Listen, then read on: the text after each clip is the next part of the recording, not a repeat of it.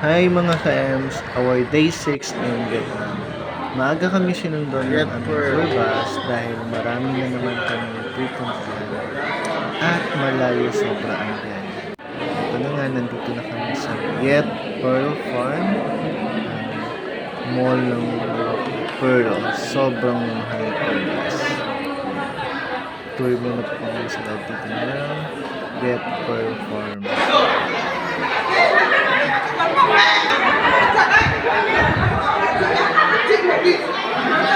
Palabas na kami, papunta na kami sa Tuan Chao International Marina. Here we are! Time for some cruising.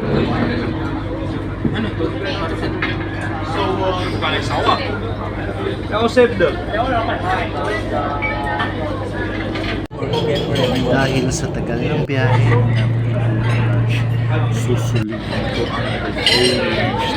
Mahal ka? Siyempre, sarap na. Kain tayo.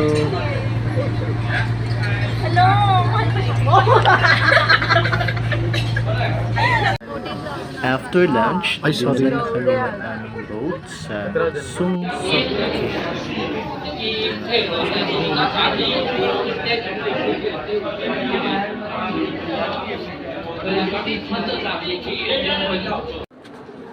Sobrang dami ng tao kaya sobrang haba din ng pila naming mga turista dito.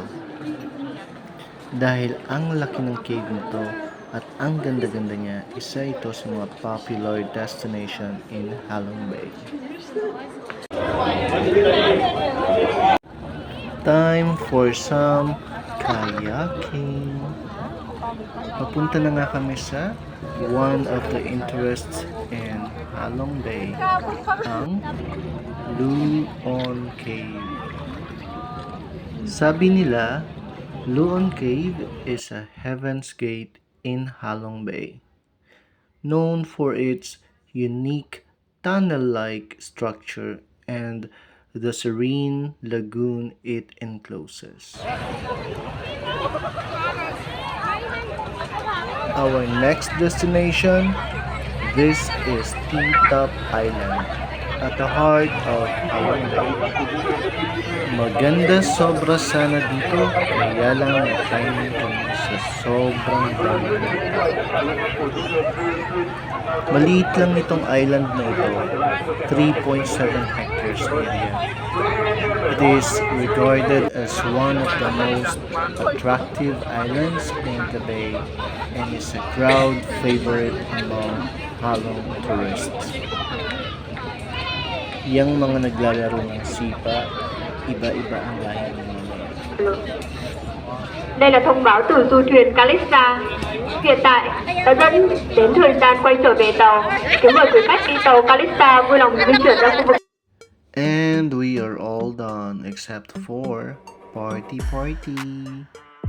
This is my first time na mag-cruise and it is so fantastic. Sobrang saya. Hindi nga lang ako sumayaw kasi natutuwa ako sa pinapanood ko pero napakasaya. Different races from different countries, sama-sama kami dito sa upper deck and it is so fun. While having some glasses of wine, pika-pika doon, pika-pika dito, others are dancing, others are just merely enjoying the view. Sobra ang saya. Iba yung sense of adventure, relaxation, and escape that a cruise vacation provides. Ibang-iba.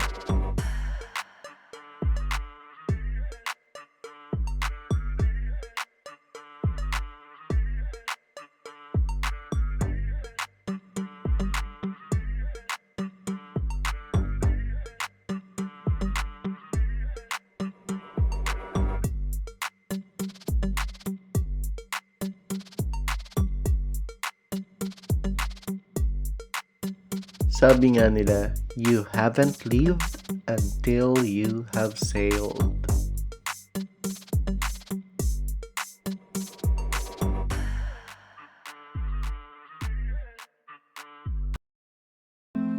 At natapos na nga ang party-party, time to enjoy the sunset view naman.